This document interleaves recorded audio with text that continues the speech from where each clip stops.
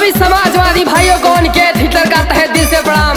जिला अध्यक्ष बड़े भाई बाल विद्या विकास यादव को प्रणाम तथा युजन सभा जिला अध्यक्ष बाबा बिंजी को प्रणाम।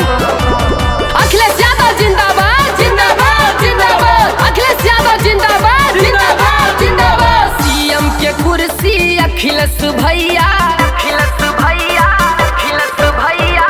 सीएम के कुर्सी अखिलेश भैया, यूपी में फिर से पई है योगी के घमंड मिटाई है, योगी के घमंड मिटाई है। अनपढ़ गवारन से अब चाली न सुना सरकार हो,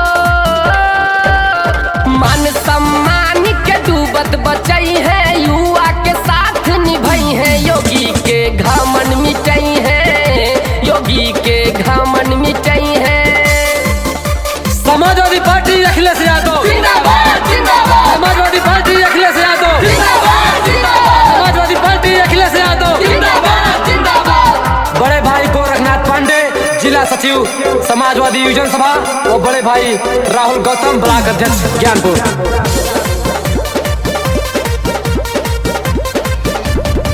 यूपी